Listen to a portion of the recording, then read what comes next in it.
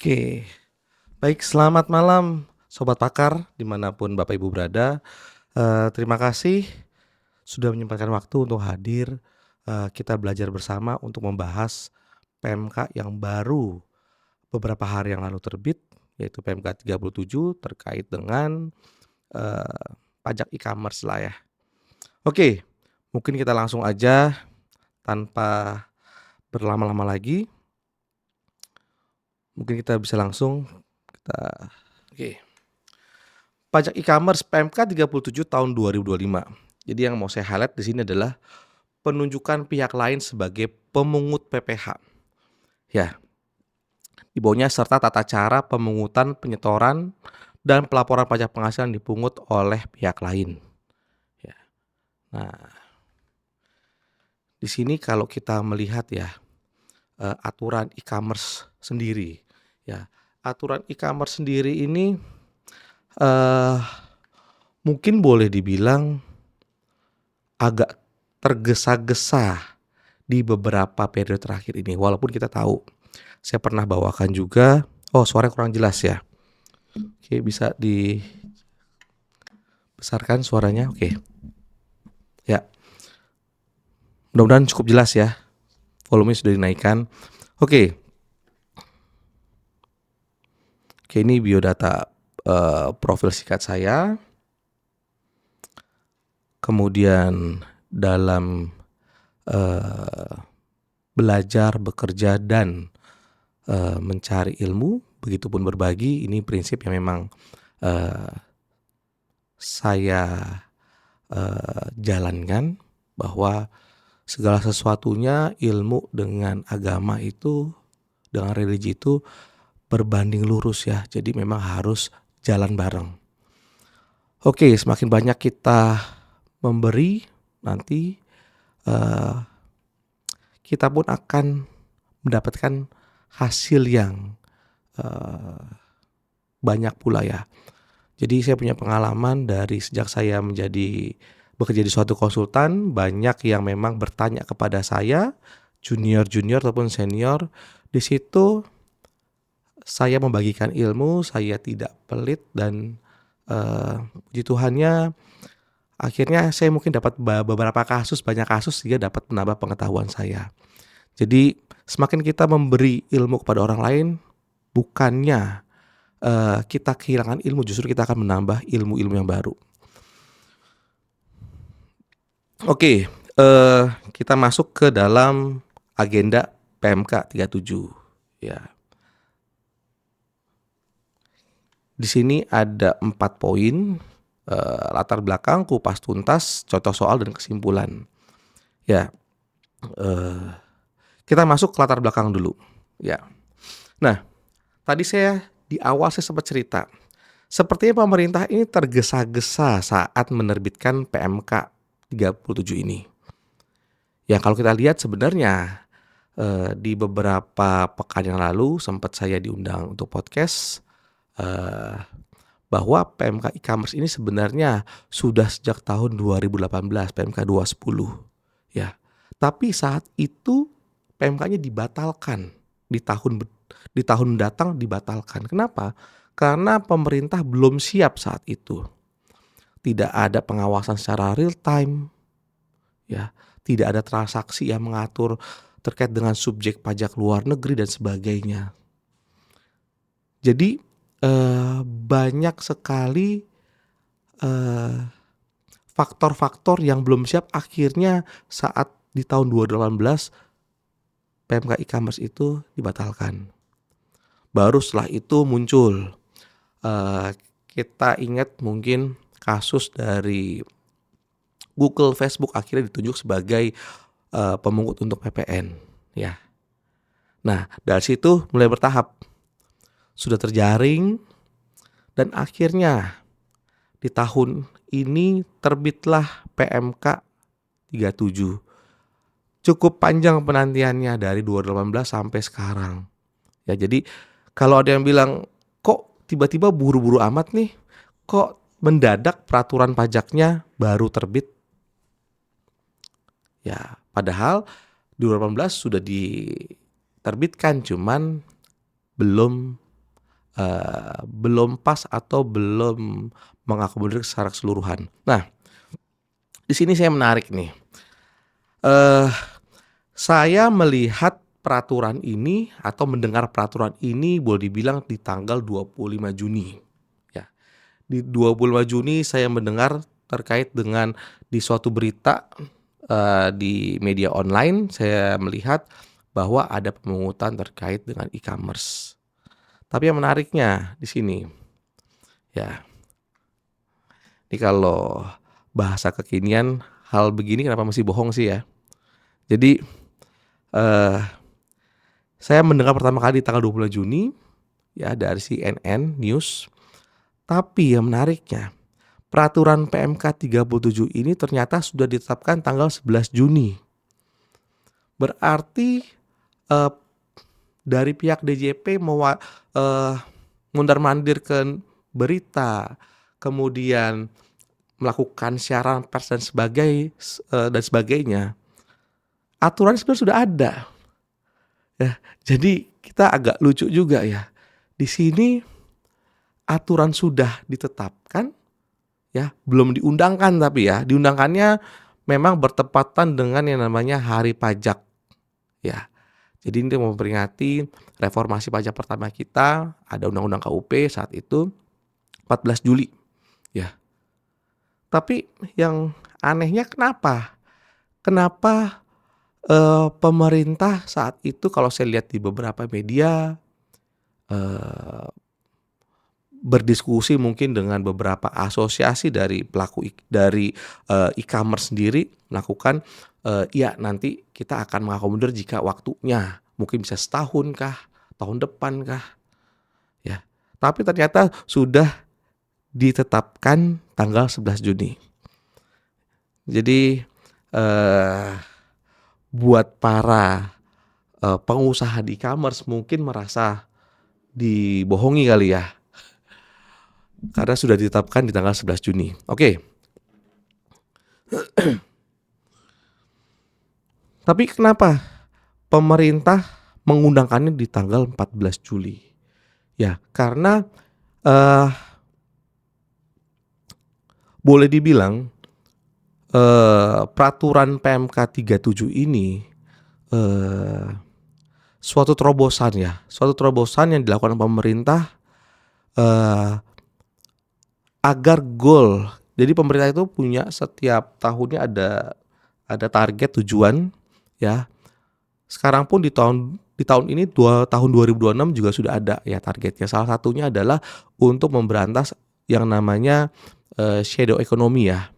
Nah, jadi boleh dibilang kenapa diundangkan di tanggal 14 Juli? Karena untuk memperingati Hari Pajak dan merupakan suatu terobosan bagi DJP yang diharapkan dari PMK 37 ini bisa menambah penerimaan negara cukup signifikan. Ya, oke, kita masuk ke latar belakang. Ya, latar belakang dari PMK 37 ini kalau kita lihat judulnya dulu ya di PMK 37.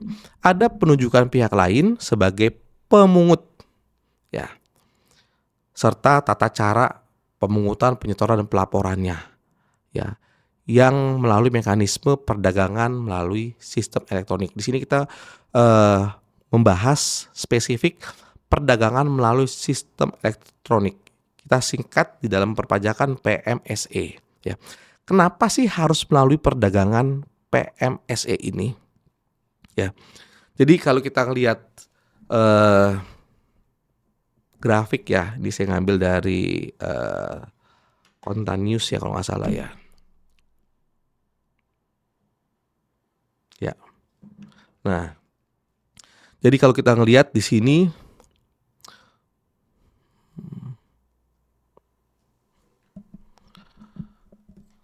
transaksi e-commerce Indonesia dari 2019, jadi berapa tahun ke belakangnya? 6 tahun terakhir ya, 6 atau 7 tahun terakhir. Kita ngeliat grafiknya ternyata di tahun 2021 ya. Di tahun 2021 boleh dibilang mengalami kenaikan yang cukup atau sangat signifikan. Ya. Dari situ perlahan-lahan naik ya dan mungkin stabil dalam 3 tahun terakhir. Jadi latar belakangnya kenapa pemerintah dengan sigap atau sesegera mungkin menerbitkan aturan ini ya. Jadi kalau dilihat ada perubahan perilaku konsumsi masyarakat. Jadi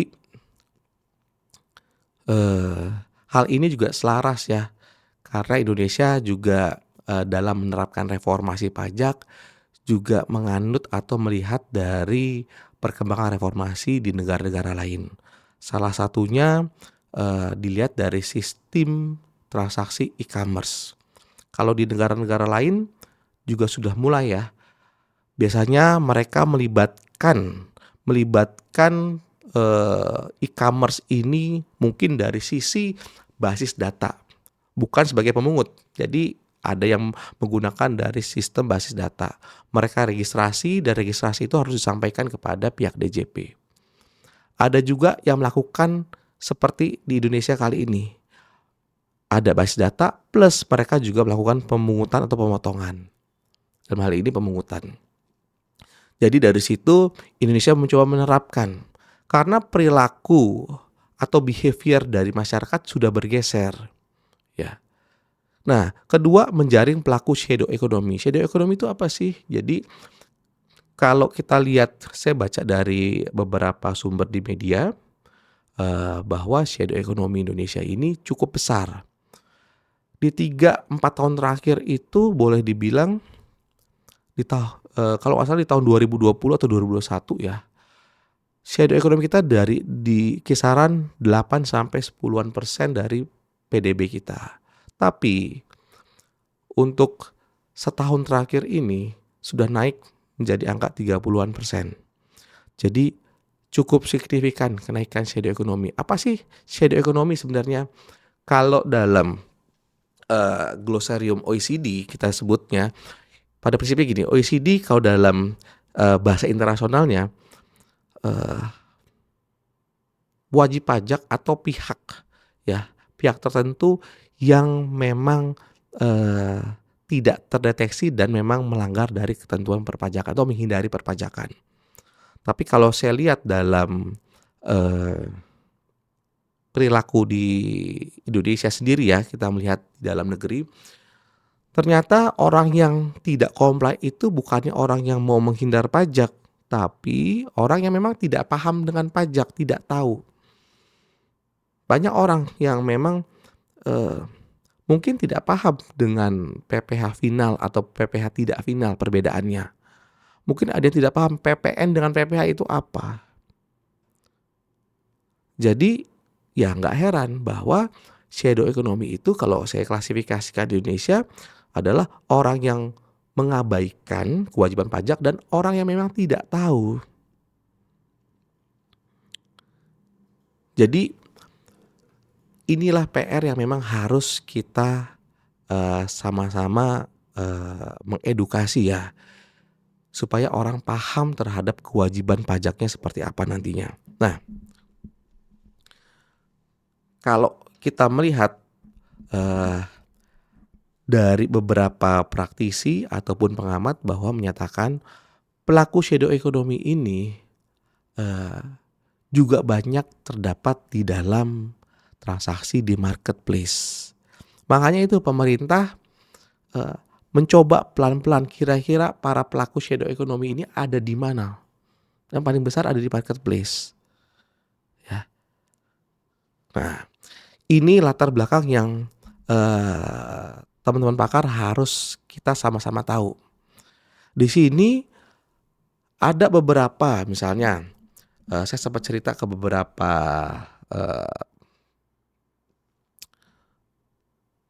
calon klien ya, atau orang yang memang saat itu sedang konsultasi dengan kita, ataupun saat di podcast kemarin, bahwa memang ada beberapa klien kita ataupun teman dari klien kita ini, mereka melihat para kompetitor itu tidak melaporkan dengan pajak dengan benar. Berarti tidak ada keadilan. Ya, saya pernah punya kasus klien kita ini mau benar, ya. Mereka menerapkan ketentuan dengan benar. Tapi akhirnya para pelanggannya pindah ke toko sebelah. Kenapa? Karena toko sebelah itu tidak ada faktor X pajaknya. Akhirnya dia pindah ke toko sebelah. Nah, harusnya pemerintah hadir nih supaya sama rata, supaya adil.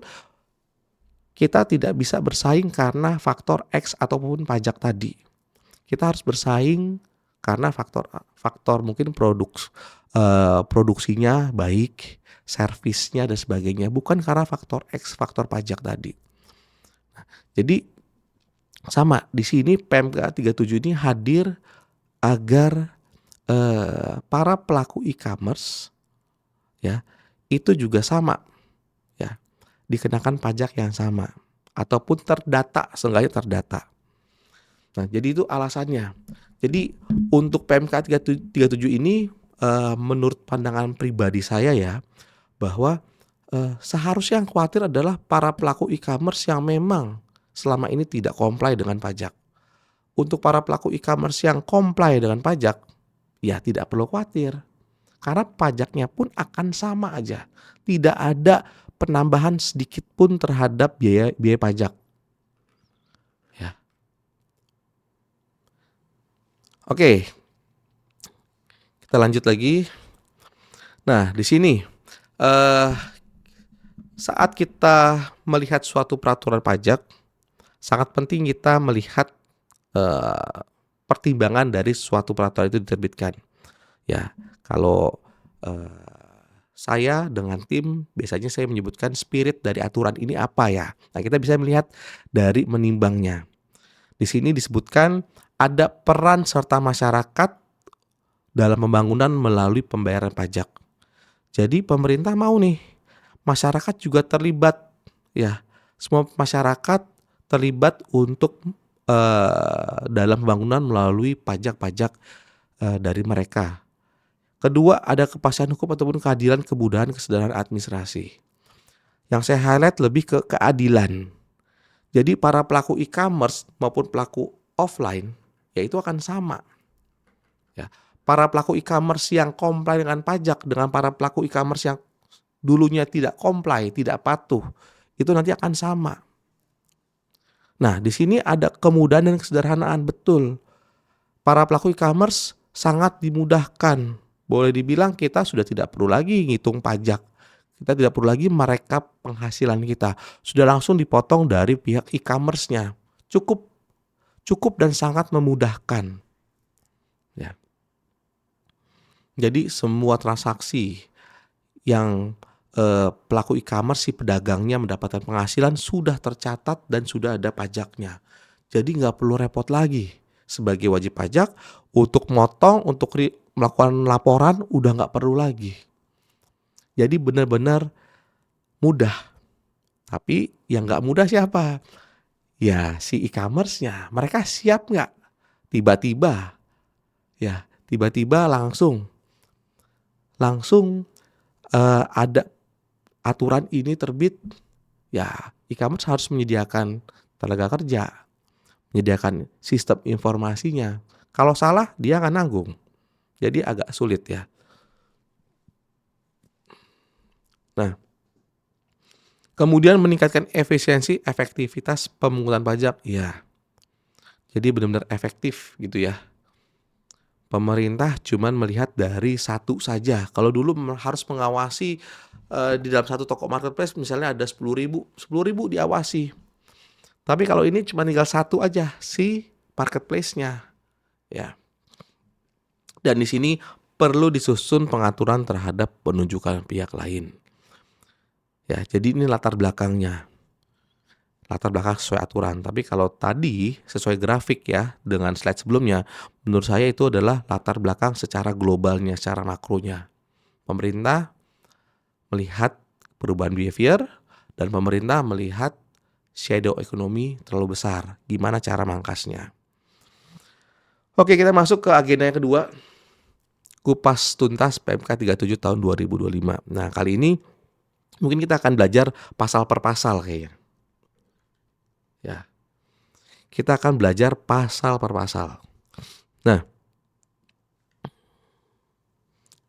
Oke, sebelum masuk ke dalam pasal per pasal, ada baiknya kita melihat secara gambaran besar ya. Jadi di sini ada 4 bab. Dengan kita memahami seperti ini, jadi kita tahu yang akan kita bahas itu apa aja. Bab 1 itu pengertian, ya pengertian itu seperti kayak definisi ya. Kemudian bab 2 itu ada penunjukan pihak lain. Nah, nanti penunjukan pihak lain apakah e-commerce-nya akan seperti apa nih? Marketplace-nya akan seperti apa nih? Kita nggak tahu. Kedua, kriteria pedagang dalam negeri. Ya, bukan e-commerce ya, tapi pedagangnya. Pedagang dalam negeri. Pedagang dalam negeri itu siapa? Si pembeli atau si penjual? Gitu ya. Kemudian ada pemungutan pajak penghasilan. Yang mungut ini siapa nantinya? Berapa tarifnya nanti? Kan kayak gitu ya. Kemudian ada lagi dokumen pemungutan pajak. Nah, dokumennya itu nanti berupa apa? Nah, di bab kedua yang terakhir, poin kelima, tata cara penyetorannya. Berarti ada ya, setelah ada yang dipungut, kemudian ada disetor, dan ada juga menyampaikan SPT-nya. Ya, kemudian yang ke bab ketiga ada sanksi dan ketentuan peralihan. Ya, dan terakhir ketentuan penutup. Jadi nggak banyak ya. Jadi PMK 37 ini cukup simpel. Oke, kita lihat pasal 1. Yang saya highlight yang warna kuning ya. Saya ngambil dari PMK 37-nya di nomor 4, pajak penghasilan pasal 22. Kemudian wajib pajak itu orang pribadi ataupun badan ya. Pemotong ataupun pemungut ya. Wajib pajak yang dikenai kewajiban melakukan pemotongan atau pemungutan pajak. Perdagangan melalui sistem elektronik. Kemudian ada penyelenggara perdagangan melalui sistem elektronik. Dan sini ada pengertian pedagang dalam negeri. Nah, kalau poin nomor 4 sampai 7 tadi atau sampai 8 mungkin di beberapa aturan terdahulunya juga sudah disebutkan. Cuman yang baru di sini adalah pedagang dalam negeri. Ya, ini ada di PMK 37. Di sini pelaku usaha bertempat tinggal atau bertempat kedudukan. Kalau kita bicara bertempat tinggal berarti kita mengacu ke orang pribadi. Tapi kalau kita mengacu kepada bertempat kedudukan berarti itu adalah badan, ya. Jadi pedagang dalam negeri orang pribadi ataupun perusahaan, ya. Perusahaan dalam negeri yang melakukan perdagangan melalui sistem elektronik yang dibuat sendiri atau dikelola sendiri secara langsung. Jadi kita diberikan administratornya, kita kelola juga, atau melalui sarana milik pihak penyelenggara, milik si e-commerce-nya. Jadi ini pedagang dalam negeri ini ada kalimat atau ya 2 kali ya. Jadi pemerintah berusaha mencakup secara keseluruhan untuk deskripsi mengenai pedagang dalam negeri ini. Nah, peredaran bruto, imbalan atau nilai pengganti yang diterima atau diperoleh dari usaha sebelum dikurangi potongan penjualan, potongan tunai atau potongan sejenisnya. Ya, jadi poin nomor 10 ini peredaran bruto. Nanti kita akan bahas mungkin ada faktor-faktor unik terkait dengan peredaran bruto ya. Nah, kemudian wajib pajak yang memiliki peredaran bruto tertentu atau kita sebut PBT ataupun PPh final UMKM ya. Mungkin Bapak Ibu lebih familiar seperti itu. Jadi poin nomor 11 ini WP yang memang sudah dikenakan dengan PPh final UMKM. Kemudian pihak lain. Nah, ini pihak lain juga baru ya. Pihak yang terlibat langsung atau memfasilitasi transaksi antar pihak sesuai dengan pasal 32A. Nah, kalau kita lihat pasal 32A ini di dalam Undang-Undang KUP memang ini dasarnya. Kenapa bisa ada pihak lain? Sebelumnya nggak ada. Jadi ini baru ditambahkan di dalam Undang-Undang HPP sendiri ya. Nah, jadi sebelum aturan ini terbit, pemerintah sebenarnya sudah menyiapkan ya. Dasarnya ternyata ada Undang-Undang KUP atau Undang-Undang HPP di pasal 32A yang menyebutkan ada pihak lain. Nah, di situ saya lupa menampilkan di sini ya, menampilkan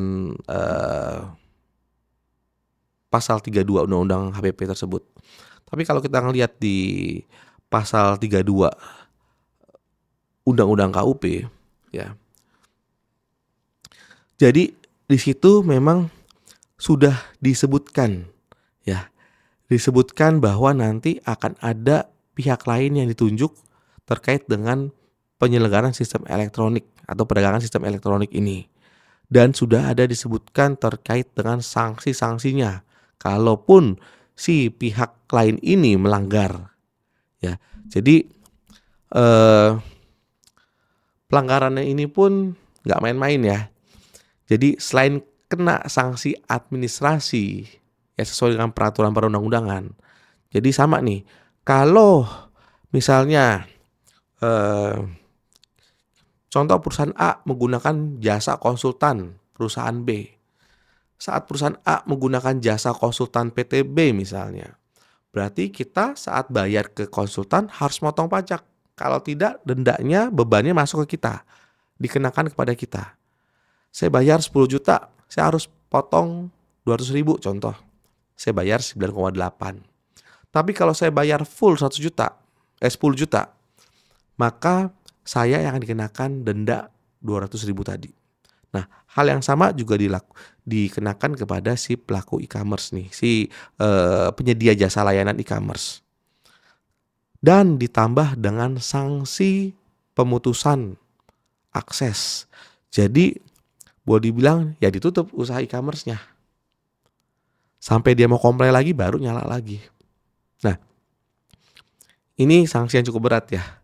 Kalau di peraturan pajak biasanya hanya sanksi administrasi. Kalau udah kena sanksi administrasi, ini tambah lagi pemutusan akses. Itu di pasal 32 Undang-Undang HPP. Bapak Ibu bisa baca di sana. Oke, kita udah masuk ke pengertian. Nah, jadi ini sebelum kita masuk ke dalam pasal-pasal yang mungkin agak ngejelimet, kita ngasih gambaran umum dulu ya. Jadi kalau dulu kita pedagang ya, kemudian kita menjual barang ataupun jasa kepada pembeli. Tapi kalau kita secara online, ternyata baik pedagang atau pembeli ada di dalam wadah atau ada di dalam si e-commerce tersebut. Ya. Jadi nanti pembeli itu akan membayar melalui rekening escrow, kemudian saat pihak lain yang ditunjuk itu e-commerce itu melakukan pembayaran kepada pedagang, maka akan dilakukan pemungutan PPh. Secara garis besarnya PMK 37 seperti ini nantinya. Ya. Nanti dari sini Bapak Ibu bisa menambahkan sebenarnya. Kira-kira syarat-syarat apa saja sih? Ya. Dari pedagang itu harus melampirkan apa? Kemudian dari pihak lain atau pihak e-commerce punya kewajiban apa? Ya, dari slide ini Bapak Ibu bisa menambahkan sendiri. Oke, kita masuk ke pasal 2, penunjukan pihak lain. Ya. Pihak lain ditunjuk oleh menteri sebagai pemungut pajak penghasilan untuk melakukan kewajiban tadi ya, pemungutan, penyetoran, pelaporan. Ya. Pajak penghasilan dimaksud PPh pasal 22. Nanti saya akan bahas kenapa sih kok harus PPh pasal 22. Nah, kemudian pasal 3, pihak lain ditunjuk merupakan penyelenggara PMSE yang bertempat tinggal di dalam atau luar. Sama konsepnya dengan PMSE PPN. Ya, jadi luar dan dalam. Yang memenuhi kriteria tertentu. Nah, ya di sini pasal 2 pasal 3 ya. Kita lihat aja mungkin gambarnya supaya lebih gampang mencerna. Ini masih penunjukan pihak lain di pasal 4. Menteri melimpahkan kewenangannya dalam bentuk delegasi kepada DJP untuk menunjuk pihak lain dan menentukan kriterianya. Jadi di sini Menteri Keuangan menunjuk DJP, ya. Menunjuk DJP, siapa sih pihak lainnya? Pihak lain itu bisa dari dalam negeri maupun luar negeri atau luar Indonesia. Tapi harus punya kriteria tertentu. Nah, jadi pihak lainnya ditunjuk oleh DJP nantinya, kriteria tertentunya juga nanti akan diatur. Di dalam PMK 37 ini tidak diatur loh. Kriteria tertentunya itu apa aja. Cuman dikasih petunjuk. Kriteria tertentunya cuman nah, kalau di sini nilai transaksi dan jumlah traffic. Jadi ternyata kalau kita lihat di pasal berikutnya ada sedikit bernafas ya bagi para pelaku e-commerce maupun dari si penyelenggara e-commerce. Karena ternyata pihak lain ini harus ditunjuk oleh DJP. Ya.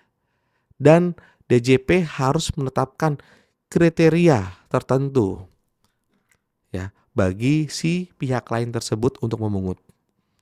Nah, di dalam PMK 37 baru disebutkan satu kriteria yang memang sudah pasti ya. Ada 2 syarat atau 2 kriteria tertentu. Syarat pertama, PMSE menggunakan rekening escrow. Dan syarat kedua, ini ada dua opsi atau 2 pilihan ya. Karena katanya adalah dan atau. Ya. Jadi nilai transaksi yang melebihi jumlah tertentu dalam waktu 12 bulan atau jumlah traffic yang melebihi jumlah tertentu. Jadi bisa nilai, bisa jumlah traffic. Pertanyaannya, jumlah trafficnya kalau di bulan ini tinggi, di bulan besok tidak tinggi, apakah dia akan dicabut penunjukan pihak lainnya? Ya kita nggak tahu. Ya begitupun dengan nilai transaksi. Kalau nilai transaksinya di dalam platform tersebut sekian, misalnya batasannya 10 kita anggap contoh.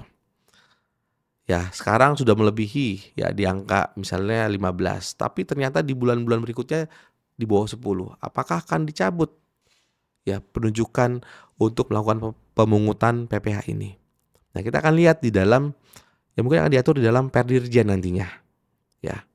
Jadi di sini ada good news bahwa pemerintah masih harus menerbitkan suatu peraturan lagi Perdirjen supaya aturan ini bisa jalan. Ya.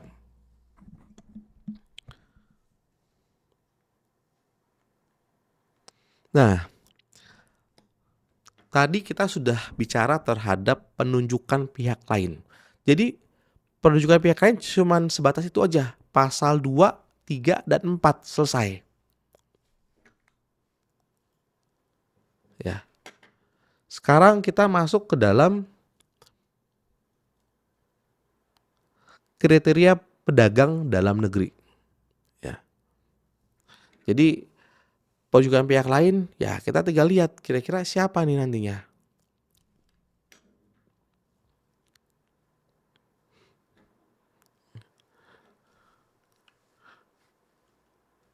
Jadi Bapak Ibu kalau bisa ngeliat di sini ya, saya mungkin mengulang lagi ya.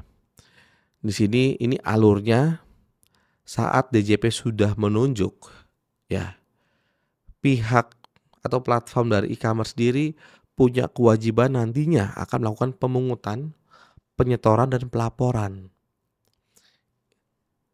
Hal ini yang semula tidak dikerjakan oleh platform e-commerce menjadi akan dikerjakan. Berarti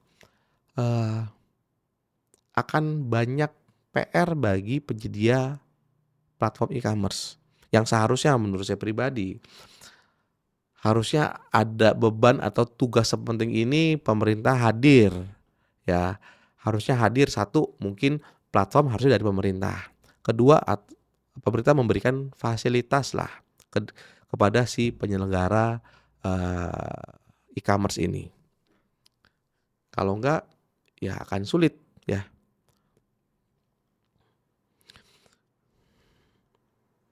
Oke, kita masuk ke pasal 5, pedagang dalam negeri. Di sini disebutkan pedagang dalam negeri merupakan orang pribadi atau badan yang memenuhi kriteria. Ya, di sini kriterianya akumulatif ya. Menerima penghasilan menggunakan rekening bank atau sejenis dan bertransaksi menggunakan alamat IP atau internet protokol di Indonesia atau menggunakan nomor telepon dengan kode telepon negara Indonesia. Kemudian termasuk pedagang dalam negeri, perusahaan jasa, pengiriman atau ekspedisi, asuransi pihak lainnya yang melakukan transaksi dengan pembeli barang dan atau jasa melalui perdagangan melalui sistem elektronik. Ya. Jadi kalau kita bicara dari platform e-commerce ya. Tadi di slide sebelumnya ya, saya coba tampilkan lagi di sini. Saat ada pedagang menjual suatu barang ataupun jasa, saat kita di e-commerce, mungkin ada layanan biaya asuransi ataupun jasa transportasi. Baik itu yang sudah sebagai mitra dari penyelenggara e-commerce maupun bukan sebagai mitra. Atau dari si pedagangnya dia punya jasa pengiriman sendiri gitu ya. Nah, ini yang dikenakan adalah yang bukan mitra dari si penyedia layanan e-commerce. Ya, jadi poin pasal 5 ayat 2 termasuk pedagang dalam negeri adalah perusahaan jasa, pengiriman ataupun ekspedisi, perusahaan asuransi dan pihak lainnya. Ini pihak lain bercabang. Jadi semua yang memang kedepannya pemerintah ini masukin unsur pihak lainnya supaya bisa mengakomodir secara keseluruhan. Dulu kita hanya mengenal mungkin jasa ekspedisi di dalam e-commerce, tapi beberapa tahun setelah itu mungkin ada namanya biaya asuransi. Sebelumnya biaya asuransi kan nggak pernah ada. Ya, jadi pemerintah mengakomodir pihak lainnya. Jadi kalau ada penambahan sesuatu yang merupakan penghasilan bagi si pedagang dalam negeri, itu akan dipotong pajak oleh si penyedia e-commerce ataupun pihak lain. Ya.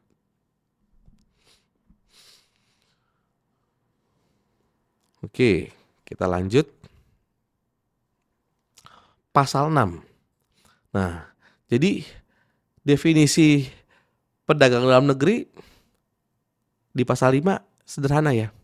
Yang penting orang pribadi atau badan, dia punya rekening bank atau sejenisnya, kemudian transaksi menggunakan alamat internet protokol di Indonesia atau menggunakan nomor telepon Indonesia, selesai. Itu masuk dalam komponen pedagang dalam negeri. Ya. Kemudian kewajiban penyampaian informasi. Nah, pedagang dalam negeri harus menyampaikan informasi berupa, nah ini ada NPWP ataupun NIK dan alamat korespondensi kepada pihak lain yang ditunjuk sebagai pemungut. Ya, saya coba lihat pasal 6. Oke. Sini. Ya, di sini slide ini secara aturan saya coba highlight. Pasal 6 ayat 1 bicara tentang harus menyampaikan informasi NPWP, NIK, dan alamat. Kemudian pasal 6 ayat 2, 3 ini lebih ada kriterianya, nanti kita akan lihat di slide berikutnya. Ya, kita langsung aja lihat di sini aja deh. Nah, jadi wajib pajak dalam negeri, wajib pajak dalam negeri atau pedagang dalam negeri punya kewajiban menyampaikan informasi. Saya bagi menjadi 2 ya. Yang utama itu sebelah kiri yang warna biru. Baik orang pribadi maupun badan harus menyampaikan NPWP atau NIK dan alamat Ini mungkin sudah dilakukan ya saat ini ya. Dan ada informasi tambahan. Nah, ini kita bagi menjadi 3 ya. Untuk pedagang dalam negeri yang omsetnya sampai dengan 500 juta ya, wajib menyampaikan informasi tambahan surat pernyataan memiliki omset sampai dengan 500 juta bagi wajib pajak orang pribadi. Nah, surat pernyataan ini ada nih di dalam lampiran PMK 37 ini. Ini khusus untuk orang pribadi ya. Jadi tidak serta-merta orang pribadi yang punya penghasilan 500 juta ini akan bisa menggunakan surat pernyataan ini. Jadi baik lagi, surat atau kriteria pedagang dalam negeri dengan omset sampai dengan 500 juta ini merujuk kepada PP 55 ya, PP 55 tahun 2021 atau 2022 ya. Di situ disebutkan atau aturan itu menggantikan dari si PP 23 tahun 2018 mengatur terkait dengan peredaran bruto tertentu atau PPh final UMKM. Jadi di situ di PP 55 ada penambahan bahwa orang pribadi diberikan fasilitas lagi 500 juta tidak dikenakan pajak. Tapi tergantung, nggak semua orang pribadi loh boleh menggunakan fasilitas ini. Ada yang dikecualikan. Nah, Bapak Ibu harus lihat lagi di aturan PP 55. Kira-kira kita masuk nggak ya ke dalam kriteria PP 55 yang memang masuk kriteria 500 juta dibebaskan pajak. Kalau nggak ya nggak bisa. Ya, tapi kalau Bapak Ibu usahanya berdagang, jual barang pasti masuk. Ya, jadi nggak usah pusing, pasti masuk. Kemudian kriteria kedua, pedagang dalam negeri dengan surat keterangan bebas pot-put. Ya, jadi untuk perusahaan baik untuk wajib pajak baik perusahaan badan maupun orang pribadi bisa mendapatkan surat keterangan bebas dengan kondisi tertentu ya. Tentunya kita harus belajar lagi surat keterangan bebas ini kenapa sih hadir, kenapa sih bisa ada ya. Jadi kalau memang kita memang profilnya rugi ya, punya rugi kompensasi yang cukup besar, kemudian kita minta SKB ya, surat keterangan bebas, berarti kita tinggal tunjukin kepada penyedia layanan e-commerce tadi. Misalnya ke Shopee, ke Tokopedia, ataupun ke yang lainnya. Saya punya SKB, jadi jangan potong saya ya, gitu ya. Kira-kira seperti itu ya. Kemudian kriteria ketiga, pedagang dalam negeri dengan omset melebihi 5 juta. Ya. Nah, ini wajib menyampaikan informasi tambahan seperti surat pernyataan memiliki omset lebih 5 juta bagi wajib pajak orang pribadi. Jadi kalau pelakunya adalah orang pribadi, ya, dan dia melihat omsetnya sudah lebih dari 500 juta, ya bikin surat pernyataan. Disitulah nantinya si pelaku e-commerce akan memotong. Ya, di bulan depannya akan melakukan pemotongan. Kalau kita tidak motong, nah ini yang belum diatur ya. Kalau nggak dipotong salah siapa nantinya? Gitu ya. Harusnya kalau saya lihat dari aturan ini, pemerintah tidak bisa lagi menyalahkan dari si penyelenggara. Pemerintah akan menyalahkan kepada si pelaku, si pedagang dalam negerinya. Karena lalai dalam menyampaikan tambahan informasinya. Atau lalai memberikan surat pernyataan kepada pelaku e-commerce. Ya. Jadi hati-hati ya, mungkin nanti di Perjian akan ditambahkan sanksi-sanksinya. Disampaikan paling lambat akhir bulan saat omset melebihi 500 juta. Jadi misalnya, nah ada aturan yang mungkin belum dibahas di dalam PMK ini ya. Ada yang bertanya, Pak kira-kira 500 juta itu, ini aturan terbit di tengah tahun ya. 500 jutanya itu mulai dari aturan ini diundangkan atau dari awal tahun nih Pak? Ya jawaban saya, kita melihat dengan struktur dari PPh sendiri ya, berarti dihitungnya dari awal tahun buku gitu ya. Berarti 500 jutanya ya dari Januari. Ya, dari Januari. Sisanya tinggal sedikit nih. Sisanya tinggal sedikit ya. Nah, di sini ada catatannya. Ya.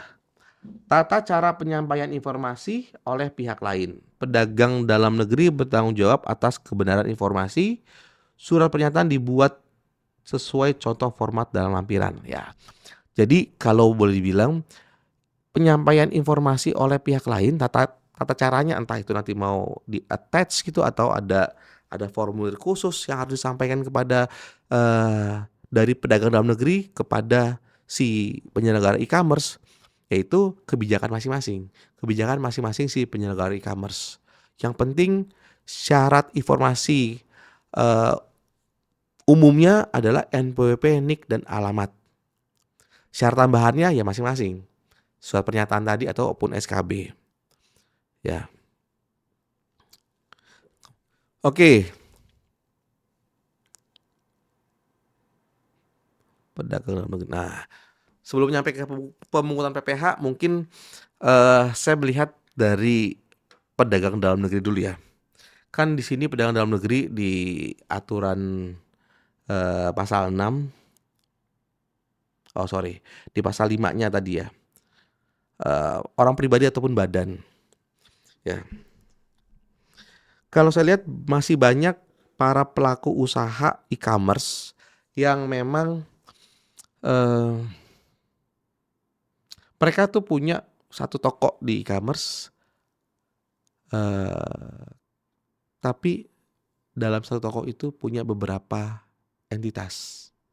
Ya, ini yang menariknya ya. Kalau kita lihat dari sisi, saya menganalogikan seperti ini. Contoh, saya punya toko di Mangga 2 ataupun di ITC. Ya, saya punya toko, saya sewa atau saya punya rukonya. Kemudian di dalam ruko tersebut saya jual mungkin saya jual handuk, satu lagi saya jual pakaian bayi, misalnya pakaian anak. Pakaian bayi untuk handuk saya menggunakan CVX. Yang pakaian bayi saya menggunakan CVZ misalnya atau PTZ lah. Nah, boleh nggak kalau saya secara offline? Ya boleh. Secara administratif bisa. Nah, kalau kita balikan kepada e-commerce, kira-kira e-commerce itu seperti apa? Bisa nggak ya? Nah, kalau saya melihat e-commerce ini kan hanya perubahan dari offline menjadi online. Secara konsep sama. Ya, terkadang saya suka berdiskusi dengan teman-teman pajak, ya harusnya boleh. Secara marketplace, satu toko gitu ya di marketplace, ya itu boleh. Yang penting kita bisa memisahkannya bagaimana. Ya. Sebelum undang-undang ini terbit harusnya bisa. Ya. Karena analoginya dengan konsep offline dengan online harusnya bisa. Disamakan secara analogi masih masuk. Tapi dengan hadirnya PMK 37 ini seolah-olah jadi tertutup. Jadi buat para pelaku e-commerce yang masih menggunakan satu nama toko dengan beberapa entitas, kedepannya agak sulit. Ya, kalau ngeliat dari aturan ini. Karena apa? Dalam sisi e-commerce mereka minta informasi Bapak Ibu sekalian. Di tokonya ini NPWP atau NIK-nya mana? Alamatnya mana? Setiap penghasilan yang mau disetorkan kepada si pedagangnya, si pelaku e-commerce akan motong. Nah, mau motongnya kalau ada banyak entitas nggak akan bisa. Jadi buat para pelaku e-commerce yang di sana mungkin satu toko banyak entitas, ya mulai ada perubahan lah ya. Ini untuk pedagang dalam negeri ya. Kemudian masuk ke dalam pemungutan PPh ya. Nah, atas saya coba singkat aja ya. Pemungutan PPh, dipungut PPh 22, pajak dipungut di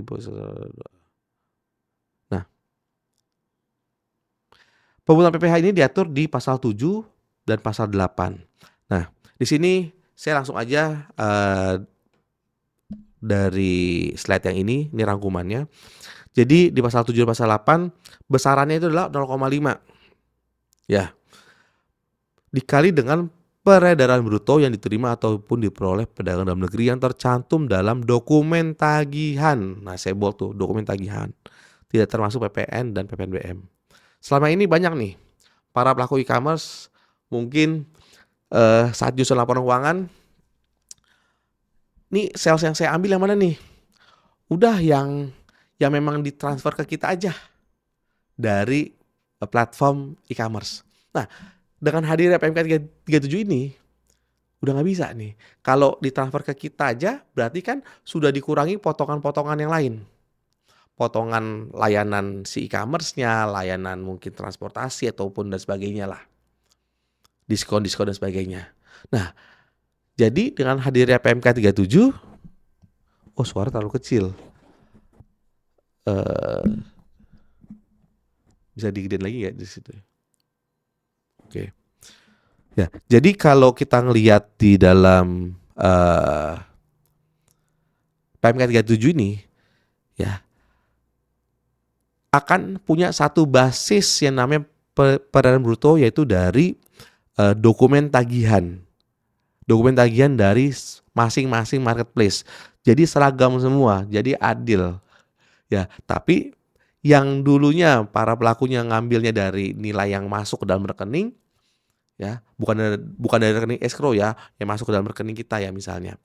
Ya sudah, jadi makin besar. Peredaran brutonya harus menyesuaikan nilai tersebut ya. Kemudian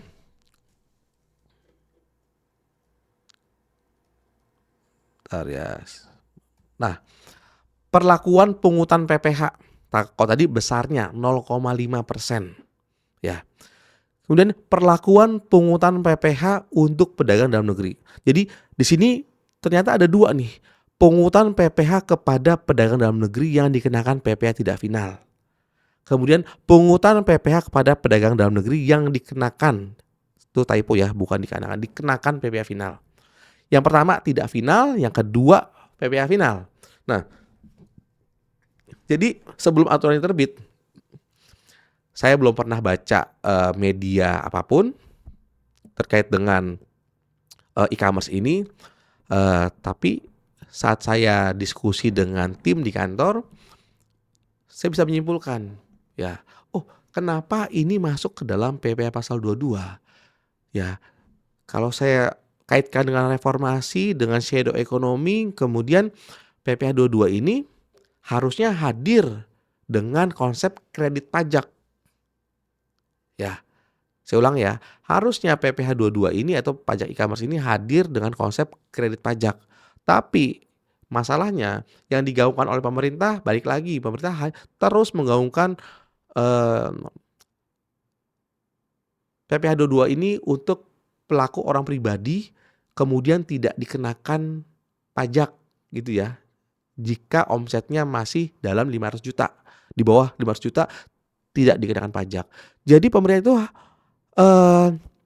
boleh dibilang mengarahnya hanya ke PPh final UMKM terus. Tapi kalau pemerintah mau mengambil basis data yang besar, harusnya konsepnya kredit pajak. Kenapa? Kalau konsepnya hanya PPh final 500 juta kan tahun ini terakhir. Ya, 500 juta tahun ini terakhir, kita nggak tahu lagi apakah dengan hadirnya PMK 37 ini akan ada tambahan waktu ke depannya. Kita nggak tahu. Ya. Nah, jadi kalau pemerintah mau mengejar rasio pajak yang sekarang mungkin 10-11% menjadi belasan persen, target pemerintah kan 20-an, 23% ya. Rata-rata di ASEAN 19% lah harusnya. Jadi kita mengejar ke di atas 15-an lah. Nah, kalau mau mengejar penerimaan negara ataupun rasio pajak, ya harusnya basis datanya dikejar, pungutannya pun dikejar, harusnya. Nah, jadi waktu aturan belum keluar, saya berpendapat bahwa ini harus jadi kredit pajak. Karena cukup fair dan cukup mudah nantinya. Penyelenggara e-commerce cuman motong, udah. Nantinya bagi si pelaku e-commerce, si pedagangnya, mereka saat terima ya mereka bisa mengkreditkan. Kan nggak semuanya pelaku e-commerce ini hanya jualan di e-commerce, mungkin mereka juga punya yang offline. Jadi nanti di akhir tahun tinggal disesuaikan lagi. Saya pajaknya kurang bayar berapa ya nantinya. Yang penting data informasi si orang tersebut masuk ke dalam sistem pajak. Jadi sudah terlacak gitu loh. Nah, saat aturan ini keluar ternyata tebakan saya terkait dengan kredit pajak betul ada. Tapi ternyata juga berlaku juga untuk PPh final. Nah, ini yang boleh dibilang agak tumpang tindih sebenarnya. Ya. Jadi kalau kita lihat di sini, pungutan PPh kepada pedagang dalam negeri yang dikenakan PPh tidak final. Jadi ini bisa untuk orang pribadi maupun perusahaan ataupun badan. Jadi dikenakan tarifnya rendah lah 0,5. Yang penting data transaksi udah tercatat ya. Nanti pelaku pedagang dalam negeri ini ya tinggal melapor benar atau tidak. Ya, kemudian yang sudah dipotong dari marketplace tinggal menjadi pengurangnya atau kredit pajak. Itu yang pertama perlakuannya ya. Nah, kemudian kalau ternyata saya masih menggunakan PPh final, saya baru mendirikan perusahaan, kemudian dagang jualan di marketplace, ya udah. Nanti yang dipotong PPh pasal 22-nya itu akan dianggap ya atau bagian pelunasan dari PPh yang bersifat final. Gitu. Jadi ya agak lucu ya. Jadi ibarat hewan nih udah kayak kodok ya. Bisa hidup di laut, di air dan di darat. Jadi bisa masuk ke PPh final, bisa juga masuk ke PPh tidak final. Gitu. Ya. Jadi kemarin saya juga sempat nanya ya, kalau saya tanya ke tim, kira-kira kalau bukti potongnya itu nanti ada tulisan tidak final atau final, ya biasanya di dalam suatu bukti potong pasti ada tulisan ini bukti potong final, ini bukti potong tidak final. Nah, ini nanti ya kita nggak tahu ya. Nanti PPh pasal 22 ini ya pastinya bisa berlaku untuk kredit pajak itu sebenarnya yang sebenarnya. Ya, aturan sebenarnya bahwa pungutan ini PPh pasal 22 ini akan menjadi kredit pajak. Tapi ya baik lagi di PMK 37 ini ada perlakuan khusus bahwa pungutan PPh 22 ini bisa bersifat final. Faktor unik lagi terhadap pemungutan PPh. Pemungutan itu beda dengan pemotongan. Pemotongan kayak tadi, saya bayar 10 juta, saya potong, saya transfer 9,8. Tapi pemungutan ini seperti PPN, kita menambahkan. Tapi konsepnya kalau dalam e-commerce, ya, saya sempat tanya ke dalam siklus e-commerce seperti apa misalnya ya. Ya, pastinya nantinya saat pelaku e-commerce atau penyedia jasa e-commerce, ya caranya adalah memotong sebenarnya. Saat melakukan pentransferan ke dalam rekening cadangan tadi, ya itu sudah dipotong oleh si penyelenggara e-commerce sendiri. Sudah dipotong PPh pasal 22-nya. Jadi makanya ini konsep pemungutan atau pemotongan ini masih belum clear ya. Karena konsepnya pemungutan itu selalu menambahkan. Sama seperti kita impor misalnya. Ya, pemungutan menambah nilai. Ya, kira-kira seperti itu ya.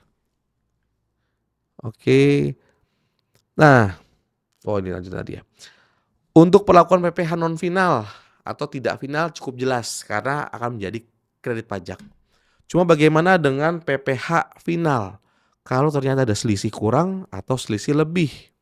Nah, Kalau selisih kurang ya tinggal dibayarkan aja ya. Kita harus menyetorkan dan menyampaikan atau melaporkan dalam SPT masa PPh unifikasi. Selesai. Kurangnya di bulan mana? Misalnya, kurangnya di bulan ini ya kita tinggal bayar. Kalau lebih berarti kita mengajukan permohonan pengembalian. Ya, nanti konteksnya kelebihan bayar pajak yang seharusnya tidak terutang. Masuk ke situ ya. Jadi konteksnya seperti kayak salah potong pajak ya. Salah potong pajak berarti kita minta ada kelebihan bayar atas pajak yang seharusnya tidak terutang. Nah, ternyata ada lagi tidak dilakukan pemungutan oleh pihak lain. Jadi pihak lain ini tidak melakukan pemungutan, ada kriteria-kriterianya di pasal 10 ayat 1. Jadi nggak semua ya. Nah, di sini pihak lain tidak melakukan pemungutan atas penghasilan diterima oleh pedagang dalam negeri sehubungan dengan transaksi penjualan barang yang untuk orang pribadi yang memiliki peredaran bruto 500 juta ke bawah ya, dan telah menyampaikan surat pernyataan. Kalau dia tidak menyampaikan surat pernyataan, apakah akan dipotong? Nah, ini akan jadi pertanyaan ya, apakah dipotong atau tidak ya? Nah, mungkin bisa dipotong ya, kita nggak tahu nih, karena bahasanya kan harus menyampaikan surat pernyataan.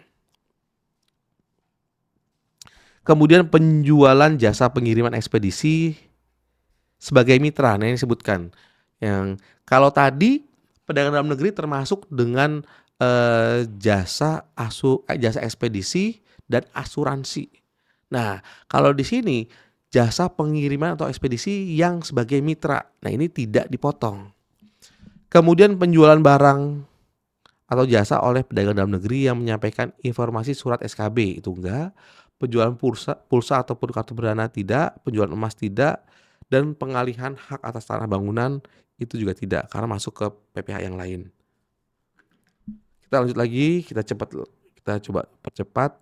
Nah, atas penghasilan tidak dilakukan pemungutan, ya. Jadi di pasal 10 bilangnya ini tidak dipotong, bukan berarti ini tidak terutang pajak, gitu ya.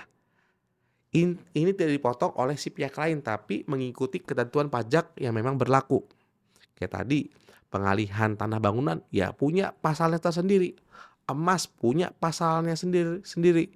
Pulsa juga punya ketentuan tersendiri. Ya.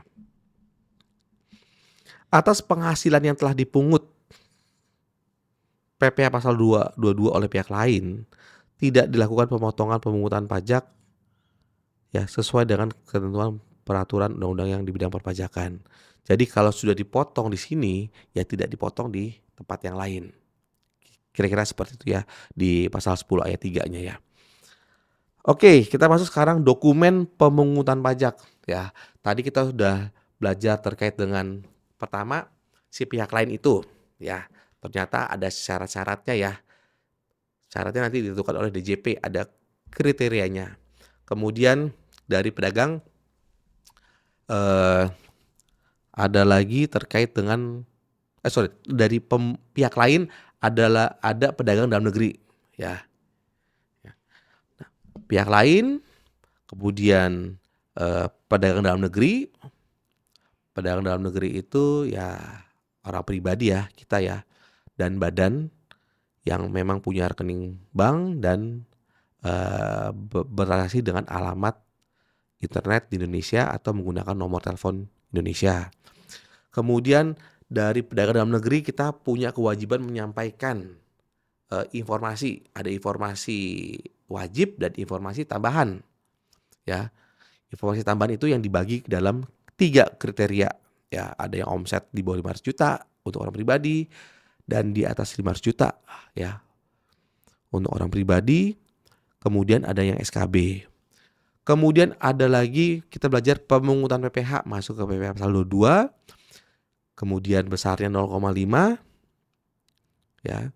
Dan PPh 22 ini bisa menjadi kredit pajak dan bisa jadi bagian dari PPh final. Ya, untuk PPh final kalau ada selisih kurang ataupun lebih mengikuti ketentuan peraturan yang berlaku. Kalau kurang tinggal setor dan lapor. Kalau lebih tinggal mengajukan pembayaran pajak mengajukan permohonan pengembalian atas kelebihan pembayaran pajak yang seharusnya tidak terutang. Nah, kemudian pihak lain tidak boleh melakukan pemungutan PPh dengan 6 kriteria ini. Nah, sekarang kita masuk ke dokumen pemungutan pajak.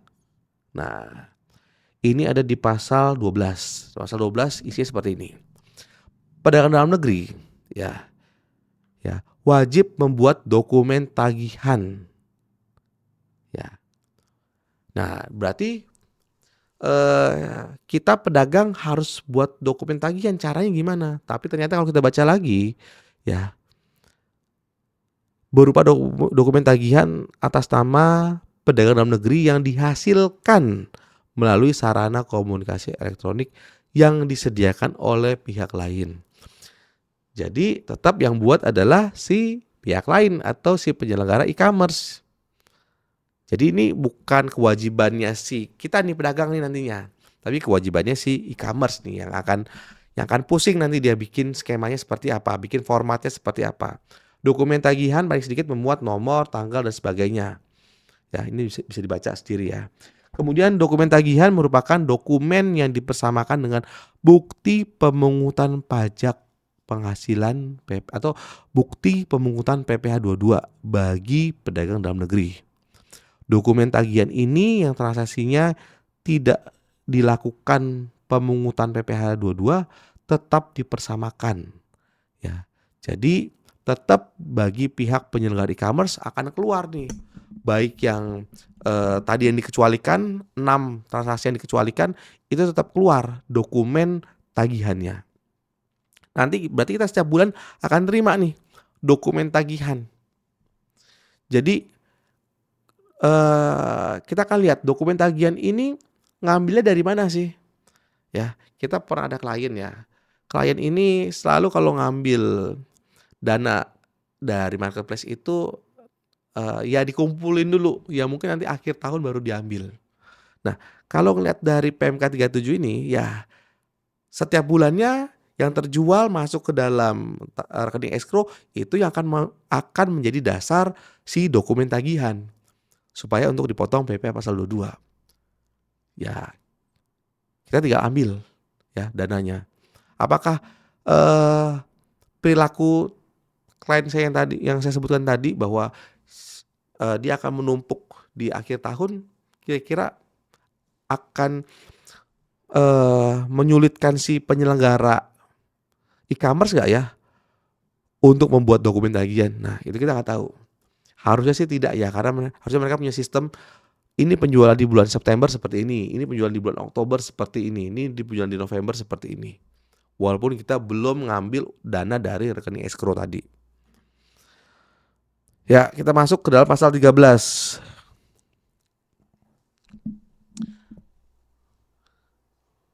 Dokumen pemungutan pajak. Oke, ini kita baca ya. Dalam hal terdapat keadaan menyebabkan terjadi pembatalan dokumen tagihan. Nah, kita bicara dokumen tagihan ini sebagai bukti ini ya, bukti si PPh pasal 22 ya. Dalam hal terdapat keadaan yang menyebabkan terjadi pembetulan ataupun pembatalan dokumen. Nah, pedagang dalam negeri wajib membuat dokumen pembetulan yang merujuk pada dokumen tagihan yang dibetulkan atau dibatalkan. Baik lagi, sebenarnya ini tugasnya si penyelenggara ya, baik lagi. Oke.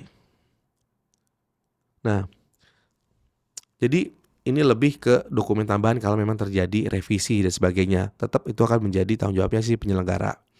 Kita lewatin aja ya. Kemudian tata cara penyetoran. Ya. Tata cara penyetorannya ini memang sebenarnya berlaku bagi si pihak lain, bukan si pelaku atau si pedagang dalam negeri. Ya. Jadi bagi si pelaku e-commerce pihak lain ya wajib menyetor pasal 14. Nah ini. Pihak lain itu wajib menyetor PPh pasal 22 yang telah dipungut dalam setiap masa pajak ke kas negara. Ya. Jadi PR lagi nih buat pelaku e-commerce nih. Buat si penyedia jasa e-commerce PR.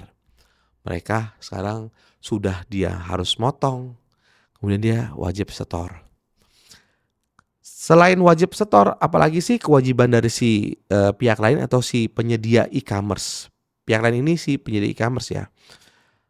Nah, ini yang bahaya nih ya. Pihak lain wajib menyampaikan informasi yang diwajibkan oleh pedagang dalam negeri sesuai pasal 6 ayat 1, ayat 1, 2, dan 3 ini tadi ya, surat pernyataan ataupun informasi wajib. Informasi wajib dan informasi khusus ya. Informasi wajib NPWP NIK, alamat korespondensi, dan informasi tambahan ada SKB, ada surat pernyataan di bawah 500 juta dan di atas 500 juta.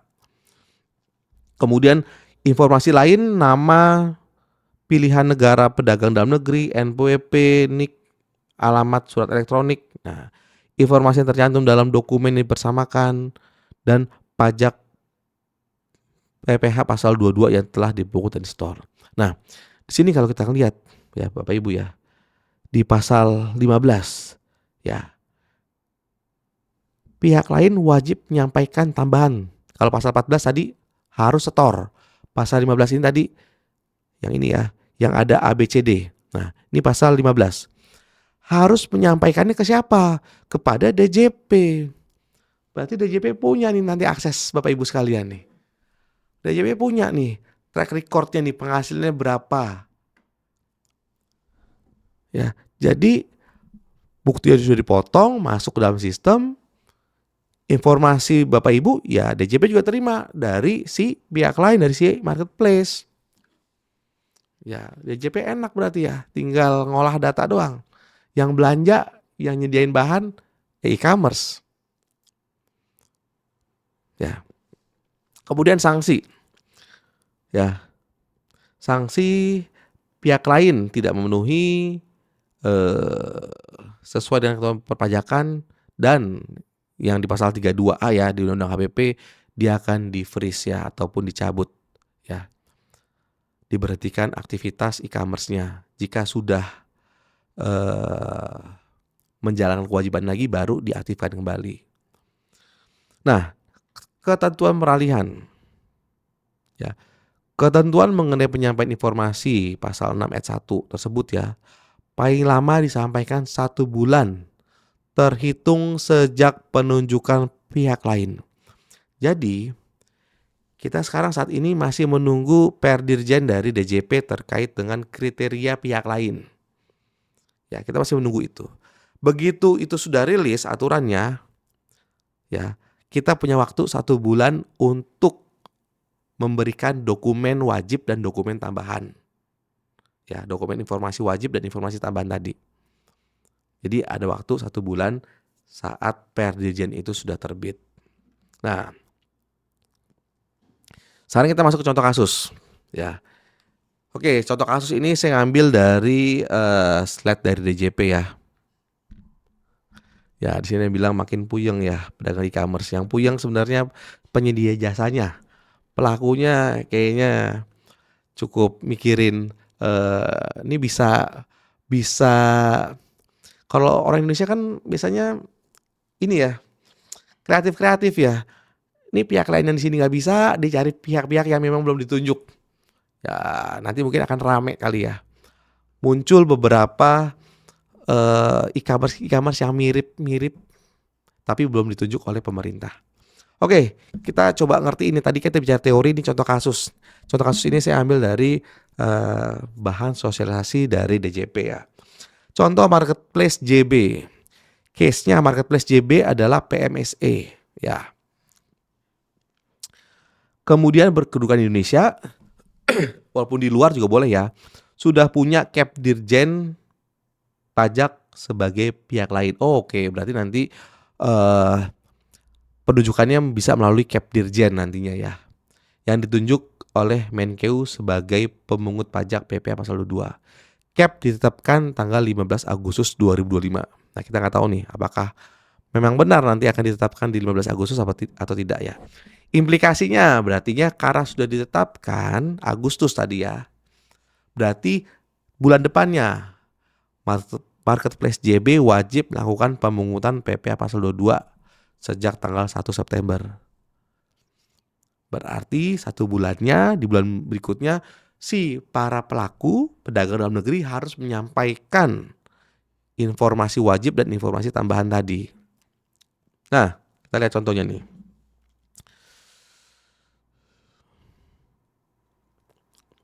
Mungkin kita pelan-pelan ya.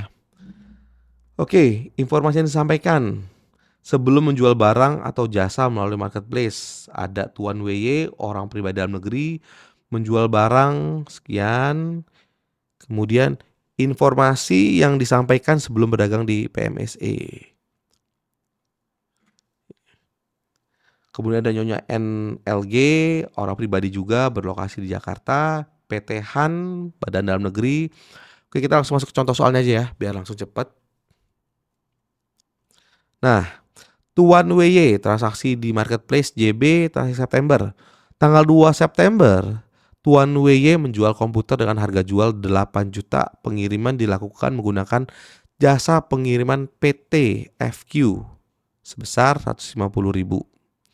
Pembeli mengasuransikan komputer melalui PT YS 50.000. Nah, di sini pemungutan PPh 22 oleh Marketplace JB selama bulan Desember.